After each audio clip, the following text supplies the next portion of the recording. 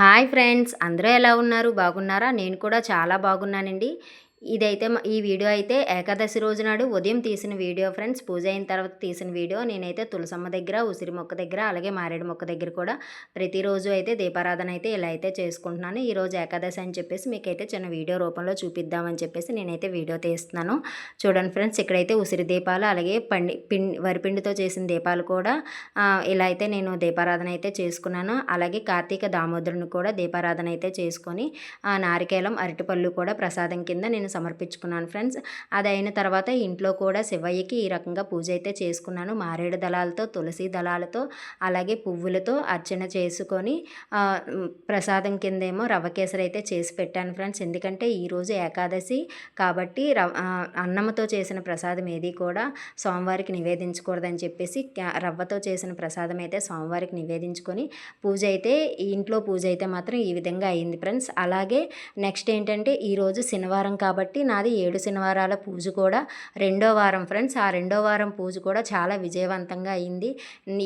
ఏ ఆటంకాలు లేకుండా చాలా అంటే చాలా విజయవంతంగా అయింది ఫ్రెండ్స్. నా మనసు అయితే మాత్రం చాలా అంటే చాలా సంతోషంగా ఉంది. చూడండి ఫ్రెండ్స్, నేనైతే పూజ అయితే ఇలా చేసుకున్నాను స్వామివారికి శనివారం నాడు.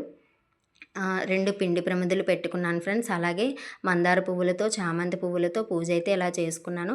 నైవేద్యం కింద అయితే పానకం, వడపప్పు, అలాగే రవ్వ కేసరి చేశాను కదా ఫ్రెండ్స్. రవ్వ కేసరి, చిమిడి ఉండలు కూడా చేసి పూజ అయితే ఇలా అయితే చేసుకున్నాను ఫ్రెండ్స్. చాలా అంటే చాలా బాగా అయ్యింది ఫ్రెండ్స్. నాకైతే మాత్రం చాలా సంతోషంగా ఉంది. పూజలు అయితే మాత్రం ఏ ఆటంకాలు లేకుండా అన్నీ బాగా జరుగుతున్నాయి ఫ్రెండ్స్. నెక్స్ట్ అలాగే ఇంట్లో పూజ అయిన తర్వాత గుడికి కూడా వెళ్ళాం ఫ్రెండ్స్. వెంకటేశ్వర స్వామి గుడికి అయితే వెళ్ళాము. గుడి దగ్గర తీసిన వీడియో అనమాట.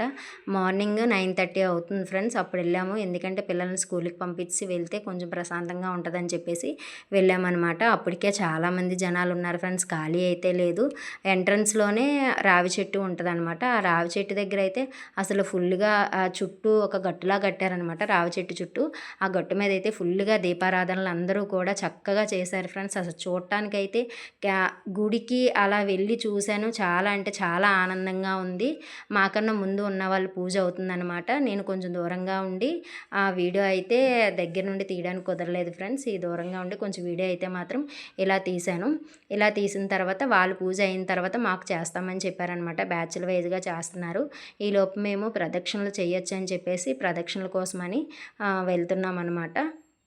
వెళ్ళొచ్చిన తర్వాత ఇంకా మేము కూడా స్టార్ట్ చేసాము. రావి చెట్టు దగ్గర దీపారాధన కూడా మేము చేసాము. చేసిన తర్వాత ఇంకా రావి చెట్టు దగ్గర కూడా పూజ చేసిన తర్వాత కాసేపు ఖాళీ లేదని చెప్పేసి నించొని వీడియో అయితే మాత్రం ఇలా తీస్తున్నాను ఫ్రెండ్స్. చూడండి ఫ్రెండ్స్, ఎంత గుడి అయితే మాత్రం చాలా అంటే చాలా జనాలు ఉన్నారు. ఏకాదశి కావడంతోనే అసలు ఖాళీ అయితే లేదు ఫ్రెండ్స్. చూడండి, చుట్టూ కాసేపు అలా వీడియో అది తీసుకొని ఇంకా మేము కూడా లైన్లో నించొని ఇంకా సోమవారం పూజ అయితే చేయించుకున్నాం ఫ్రెండ్స్. నా వీడియో మీకు నచ్చినట్టుగా అయితే లైక్ చేయండి, సబ్స్క్రైబ్ చేయండి ఫ్రెండ్స్. Thank you all.